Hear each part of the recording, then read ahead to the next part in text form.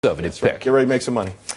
Wait for it. Here he comes. Ben, going to keep on printing. As soon as that news came out yesterday, 2 p.m. Eastern time, we got an email from the judge. Boy, he was steaming. He's here. Judge Andrew Napolitano. You know, What's wrong? I was in the D.C. Bureau yesterday, and everybody was commenting, and you eventually did as well on Neil Cavuto. I think you really agree with me, but you don't want to admit it for the sake of this conversation, that the market had a remarkable turnaround when Ben Bernanke unexpectedly announced that as a swan song to his friends who like cheap, easy, free printed cash, a.k.a. the Wall Street crowd, he would buy another $85 billion worth of bonds, basically creating that money out of thin air. This will produce a bubble. This is artificial. How is this money going to be paid back? How can we possibly claim this is prosperity when we're passing along printed, valueless cash from a bank that has the authority to do this to the pockets of profit takers on Wall Street? May I explain? Sure. You say, how will this be paid back? It doesn't get paid back because it's not borrowed money. The Federal Reserve has a big chunk. Hold on. It's got about $3 trillion in the coffers, right? Because it's been putting it out there. It's been buying paper and paying money for it. That puts money into the economy. Where did it get that? Hold on. It prints it. Hold on. Now it's got $3 trillion in the coffers, and when it wants to reverse that, it starts selling the paper that it's got, pulling money back in. It replaces it. Got it? This will produce another unsustainable bubble, an artificial, government-orchestrated, unnatural accumulation of assets in a place where it doesn't belong. You said that. Wait. You said that. I don't know how many years ago when this money printing started. What, 4 or 5 years ago? It'll create inflation. Where's the inflation? Well, I didn't say it would create an inflation. I may have said that. There's no inflation now. Inflation is less than 2%. The Fed wants more inflation. Right. That's how wacky they are. They want prices to go up.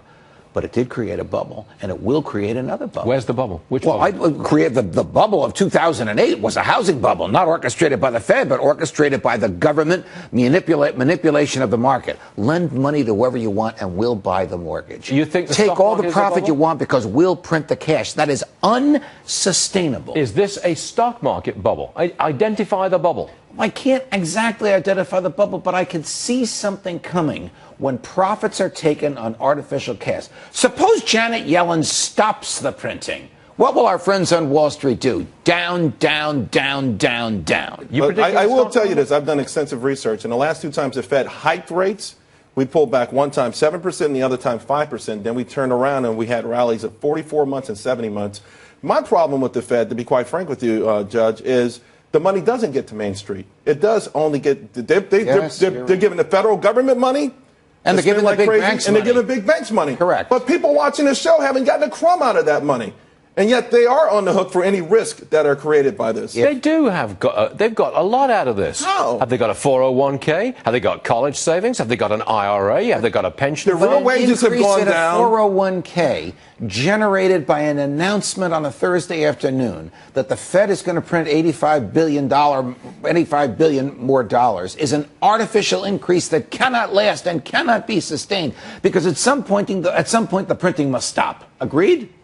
At some point, the printing must stop, and it will be. Otherwise, all the cash we have will be utterly valueless. That's your prediction. Well, it's not my prediction. Yes, it is.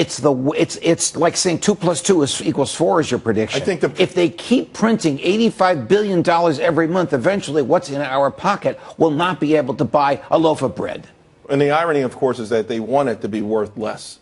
Yes. They want it to be worth less so that multinational corporations can compete on the global market and that kind of manufacturers can compete. We can't have it both ways. Do you share Bernanke's goal that he wants more inflation? I'm not the subject of this discussion. Oh, okay. Right. I'm just the moderator between You've actually brought the two of us very close. My incredible. Skepticism about the Fed is far deeper than Charles. His understanding of the evils of the Fed is far greater than mine. Listen, I'm just saying, I'm with you in the sense that I wish the Fed didn't exist. I think the idea of these soft landings, and let's face it, this is what we're always trying to do in this country, engineer a soft landing. Okay, if Bernanke had laryngitis and didn't speak yesterday or took the day off, do you think the stock market would have gone up after 2 o'clock?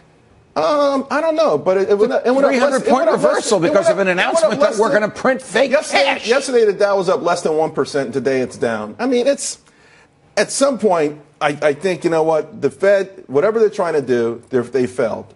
And it would have been mea culpa for him to start tapering yesterday. He had a chance to sort of admit that he failed. Wall Street was ready for it, and he didn't. He made the problem worse, not better yesterday. Okay, hold on a second. Let's get to a little reality to intrude here.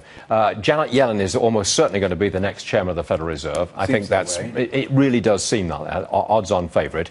Therefore, she is likely to keep on printing at least a lot of money, not necessarily $85 billion a month. Right. So do you think that this end to the money printing, when do you think it's going to come? I mean, you say it's going to have to come at some point. Nobody when do you wants think it comes? no president wants it to end on his watch, because every president would like this artificial belief in prosperity while he's in the White House. Except Ronald Reagan, who backed Paul Volcker 100%. Tough choices. Yes. And long-term came prosperity. so close to returning us to a gold standard. Now, I said that to give you a little heartburn.